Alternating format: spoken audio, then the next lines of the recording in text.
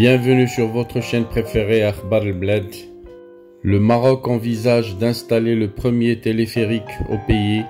et ça sera à Tanger qui sera doté du premier téléphérique du Maroc. مرحبا بكم زوار قناتكم المفضلة أخبار البلاد.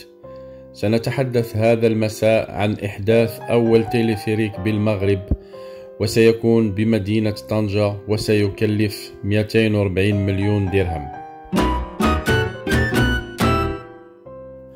Voilà, je vous mets au courant, la ville de Tanger se dotera d'une infrastructure de services publics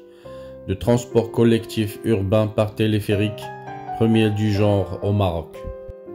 Selon un exposé de la Société d'aménagement pour la reconversion de la zone portuaire de Tanger-Ville, présenté lors d'une session extraordinaire du Conseil communal de Tanger, le téléphérique dont la ligne s'étendra sur environ 2 km reliera 4 gares, à savoir celles de Bojnam, la Kasba, du port ferry, port de Tanger-Ville, du port de Plaisance, la Marina, et de la place Faro, Sour al-Magazine. Le projet sera réalisé en 2 phases, la première comprenant les 2 tronçons Bojnam, gare port ferry, gare port de la Plaisance, s'étendant sur 1,3 km, avec une mise en service prévue en 2024,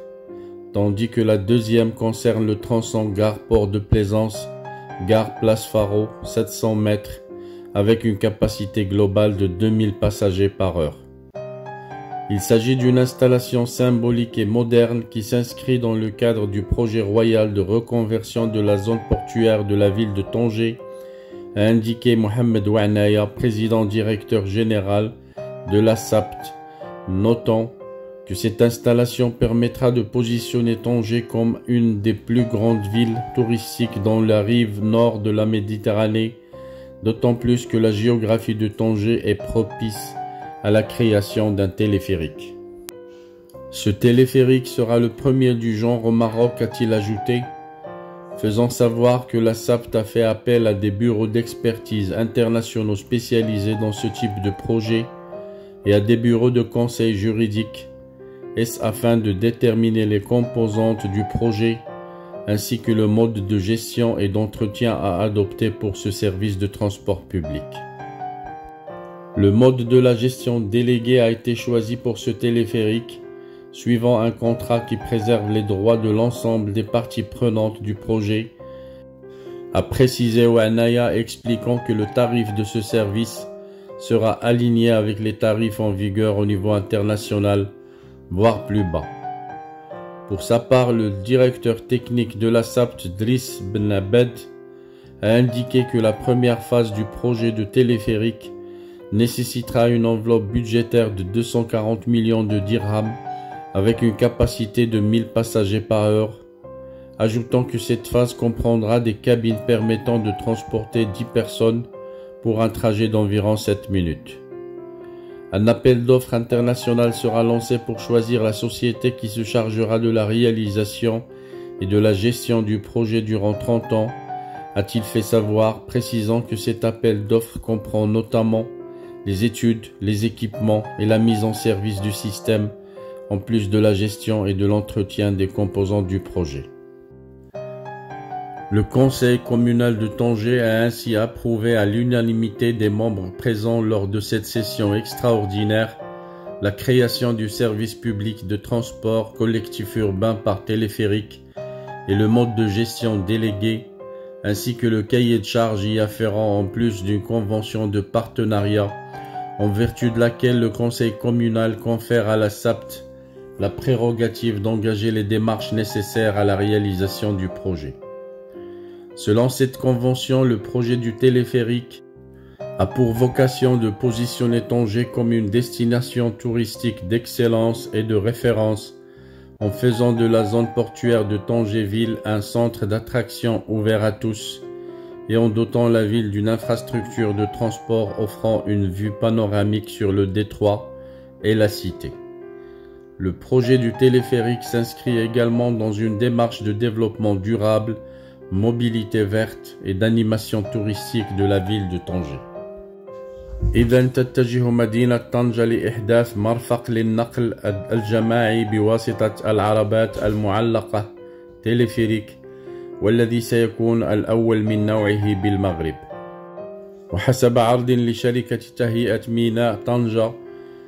قدم خلال الدورة الاستثنائية لجماعة طنجة اليوم الثلاثاء، فسيبلغ طول خط التلفريك حوالي 2 كيلومترين،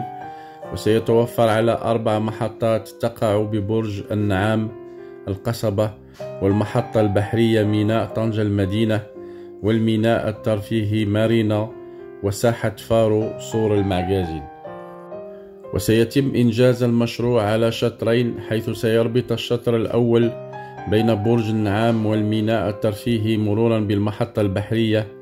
على طول 1.3 كيلومتر، الذي يرتقب أن يكون جاهزا سنة 2024،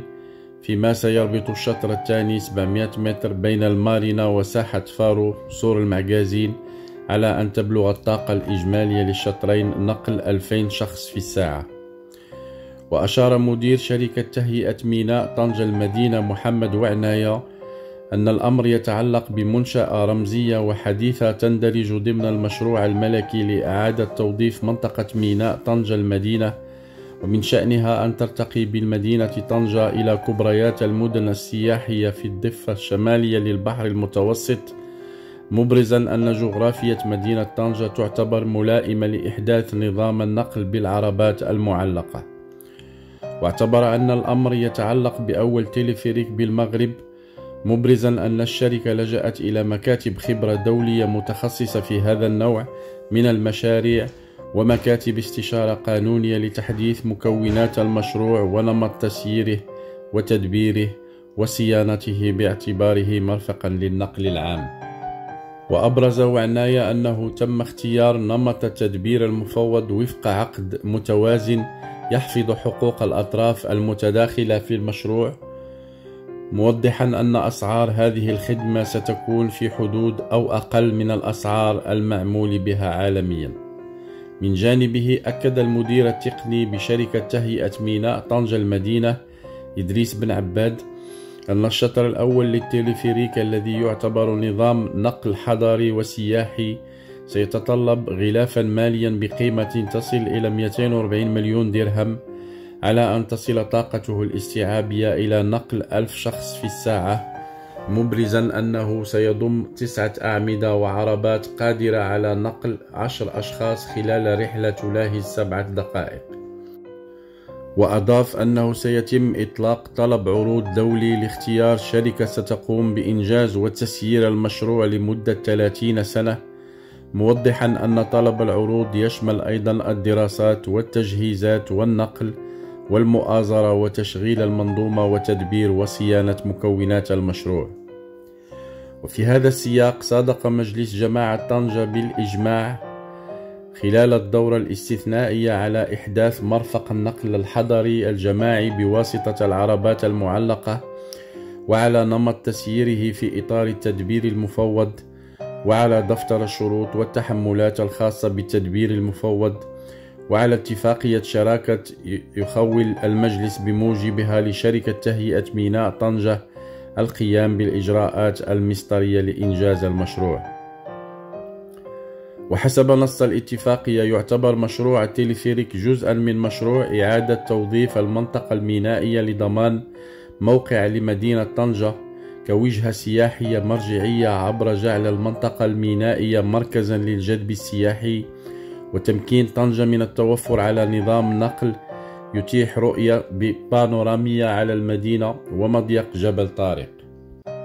وتابع المصدر ذاته أن مشروع التلفريك يندرج في سياق تمكين طنجة من نظام النقل المستدام، التنقل الأخضر، والمساهمة في التنشيط السياحي للمدينة.